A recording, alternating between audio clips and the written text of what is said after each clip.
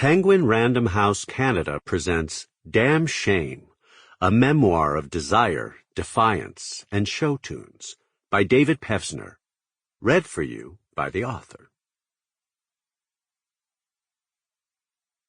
For Marcia Pevsner, the best storyteller ever. When you love who you are, there is no thing unconquerable, no thing unreachable. When you truly love yourself, you live only in the light of your own laughter and travel only the path of joy. When you are in love with yourself, then that light, that mirthful state of being, extends itself to all humanity. Ramtha. A little over 10 years ago, I was chatting with a 20-something kid in a bar in Los Angeles, and we got onto the subject of age. He said, "Ugh, I can't imagine ever being 40 years old." I chimed in that I was 50. He backpedaled a second, embarrassed, and I said it was okay, I understood. I asked, "Why does getting older bother you so much? It's going to happen." He said, "I know, but when you reach that age, you have to start getting pissed on and yuck." I laughed and went into dad mode and said, "Seriously, you never have to do anything you don't want to, ever. Remember that." But then I added, "But who knows? You might try it sometime and like it."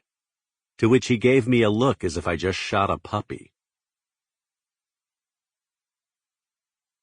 The Playbill Bio. Who am I? I'm an actor, writer, composer, and singer with 35-plus years in the biz.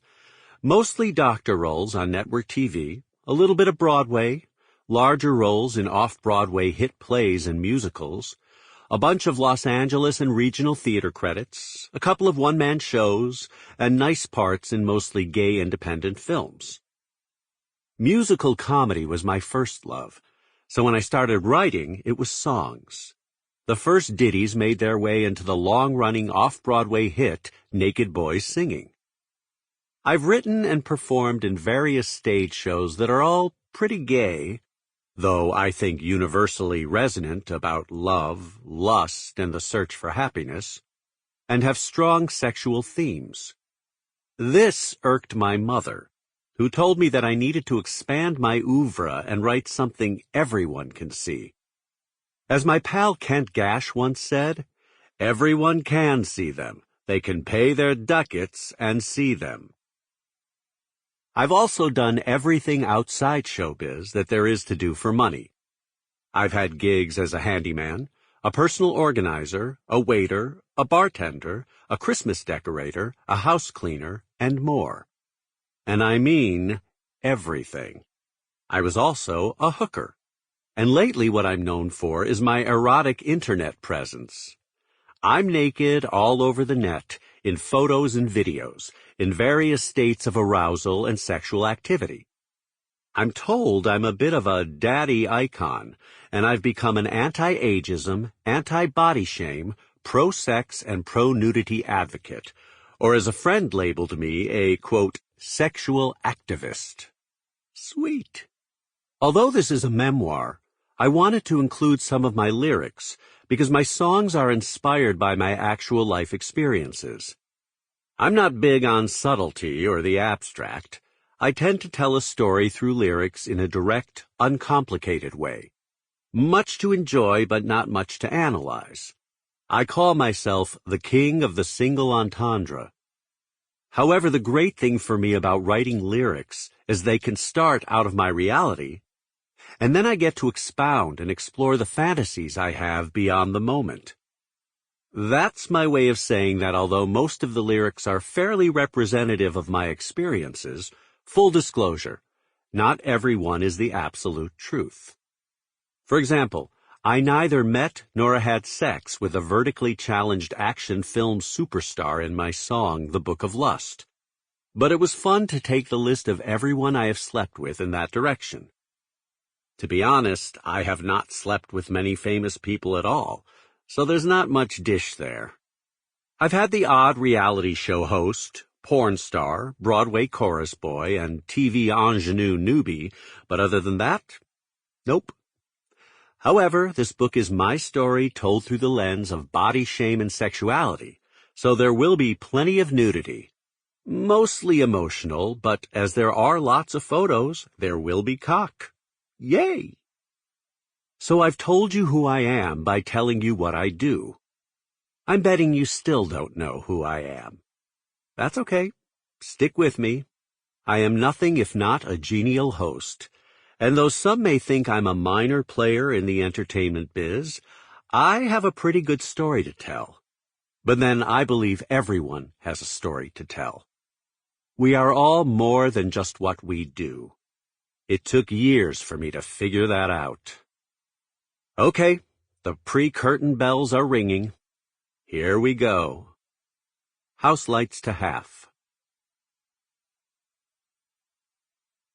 Prologue. Contact. June 1995. I saw an ad in the back of HX magazine, a ubiquitous, free New York City gay rag for maturity escorts, a service catering to those who desired a more, shall we say, experienced hooker experience.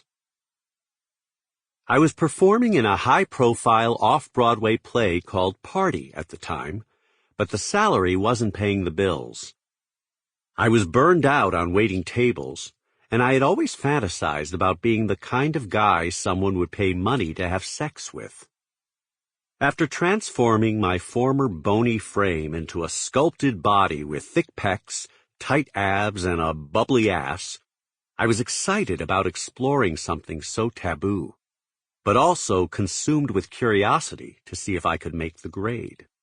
The ad said the company was hiring, so I called, made an appointment with the owner, Mo, and the next day made my way to the Upper East Side for my interview.